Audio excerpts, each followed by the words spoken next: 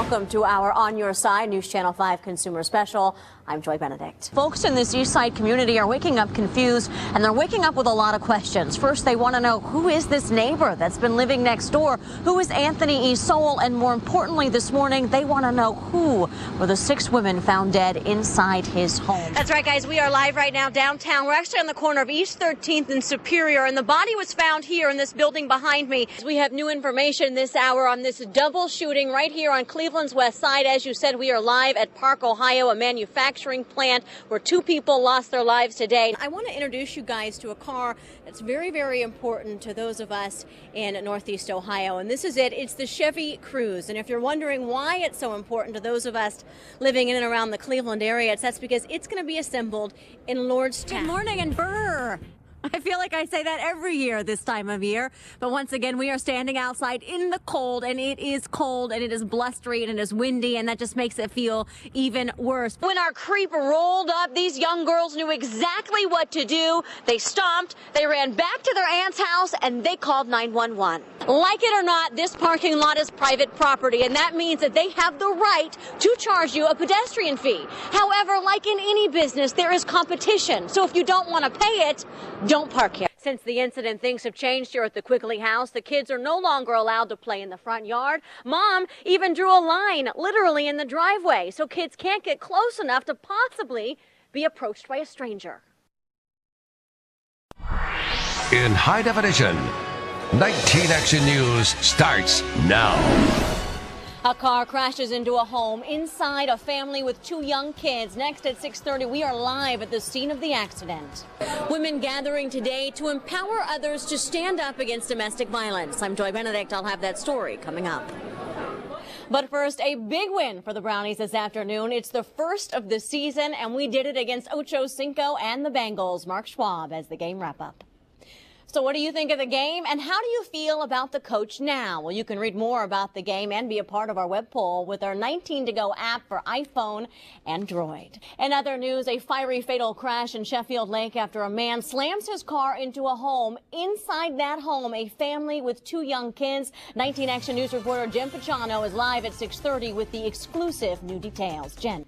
Canton police investigating a deadly overnight crash. A driver lost control of his car near 6th Street and Roland and rolled it through 3 front yards. Now, the driver was killed. No one else was hurt, and police are not releasing an ID until his family can be notified. In Lorain County, police have identified the driver who crashed his car into a house on Eastern Heights Boulevard. Cops believe that 49-year-old Robert Kendra suffered a heart attack or a stroke just before that crash. The homeowner just bought the home 8 months ago, and they tell us it's the second serious crash that they've had in their front yard. Well, it's not road rage, but parking lot rage, and Cleveland cops need your help. Just before 3 this morning, a man was backing out of a parking spot on Carnegie downtown when he bumped another guy's pickup truck. That's when the drivers got out of their cars and started arguing. The pickup truck driver punched the other driver, causing him to fall and hit the pavement. That victim was hospitalized at Metro. No condition is being released tonight. The suspect is still out there.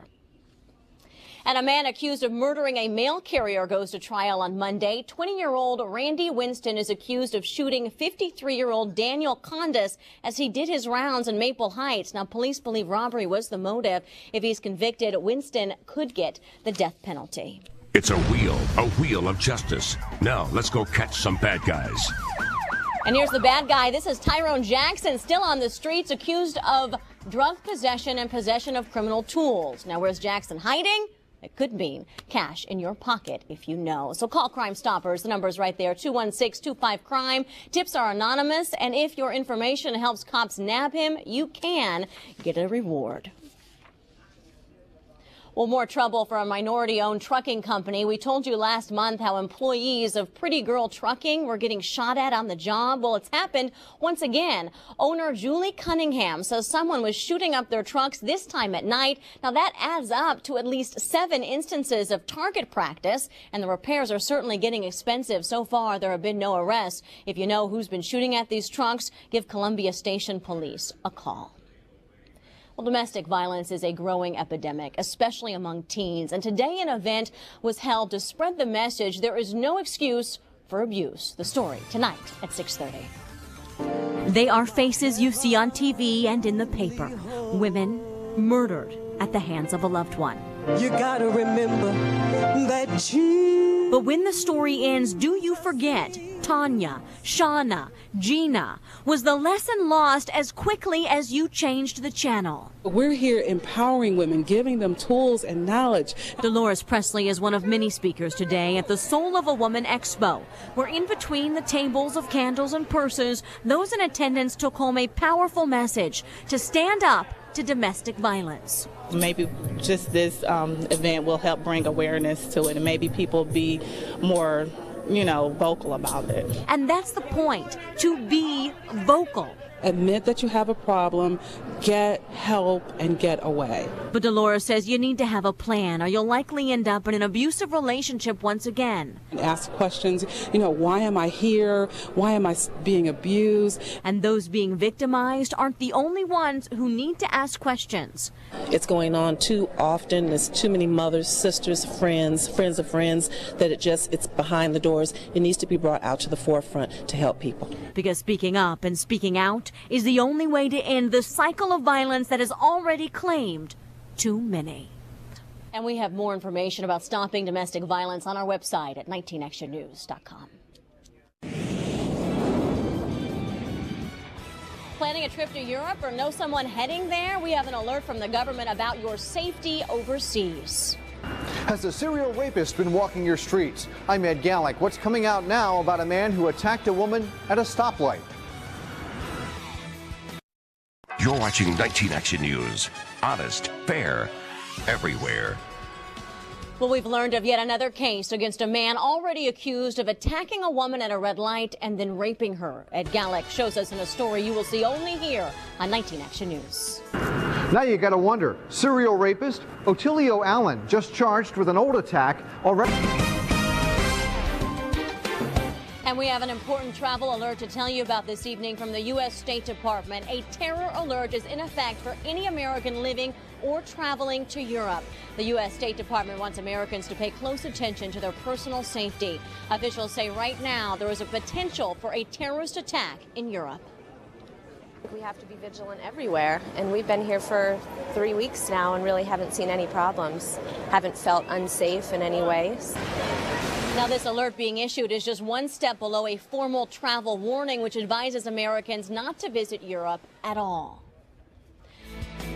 Well, next on 19 Action News, a couple of bad guys up to no good break into a video store, and it is all caught on tape. That's right, Lydia. We are live outside Park, Ohio, which is closed tonight. It's been closed since the shooting, and a small memorial is starting to grow outside here in the front lawn as folks remember the two employees who were gunned down on the job yesterday. 2 employees we're learning more about tonight. That's a very good boy. Very good. Desidero Pupo is talking about his son, Eduardo. He was gunned down inside Park, Ohio at his workstation. And although Mr. Pupo's English may be hard to understand, his emotion is not. Today is in the house, my family. You see, Mr. Pupo lost not only a son Friday afternoon, but his ex-wife. Graciela Morales, the mother of 2 of his children, was also murdered in her own car, shot multiple times. A heartbreaking loss for her co-workers and those who loved her. 22 years living together like this. Police say the gunman was Graciela's current boyfriend, Pedro Rodriguez. Family members tell us he was jealous of Graciela's friendship with her stepson. Graciela very good. Graciela very good. Never problem with Graciela. After grabbing her work ID off her dying body, we're told Rodriguez broke into the plant, shooting Eduardo, a father of 3, 6 times. One boy in the 22 years and 2 girls. Eduardo had only been in Ohio 5 years, working to support his family back home in Cuba. No have a problem with anybody. One man's loss of a son, a wife, a community's devastation, 2 senseless deaths, incomprehensible in any language. Such a heartbreaking story for the people who are working here and those who knew these victims. In fact, several people were working here at the plant when this shooting happens. That's why Park, Ohio is shut down, as I said, since Friday since the shooting happened. It's going to remain closed until Monday morning. And Monday morning is also when we should expect to see some charges from the prosecutor's office for that suspect who was caught just a little while after the shooting. He is in police custody tonight. Reporting live on Cleveland's West Side, Joy Benedict, 19 Action News. The broken glass and ashes make it clear what happened in this East Side home. But if these charred walls could talk, they would surely mention this man. I hope you don't put this on. Jerry Thomas is a little camera shy. In fact, few on Cleveland Road knew his name, but one family sure is thankful he was standing outside at about 10 Sunday morning. The nurse or whatever came running out the house and help. Jerry saw smoke, then heard a 10-year-old girl was still inside and he took off running. Kicked the door in, she's scared. She's standing at the top of the stairs, scared. But that little girl wasn't the only one here. She lives in this home with her mother and 72-year-old grandmother, Irma Nimmons. She's non-ambulatory. She suffered a stroke in November of 2009. Victor had just moved his mom back into her house. They had her hospital bed set up in the dining room, and although Jerry couldn't see her through the smoke, he heard her plead. I had forgot she was even in there. But when I went to go get the baby, the mother, the grandmother, she like, don't let me die like this. That's when Jerry didn't hesitate to grab Miss Nimmons' bed, push it as far as he could to the front door. Then he lifted her up and carried her outside to safety. He said that every step he took, the heat and the smoke knocked him back down to his knees. And since the electrical fire started here, Jerry had to walk past this burning room not once, but twice to rescue two people he barely knew. God places people, and he didn't have to help. But if he hadn't, Victor may have lost a niece, a mother, a lot more than his childhood home. So even though Jerry doesn't think he deserves it, hero is the new name for this quiet man next door. Joy Benedict, 19 Action News.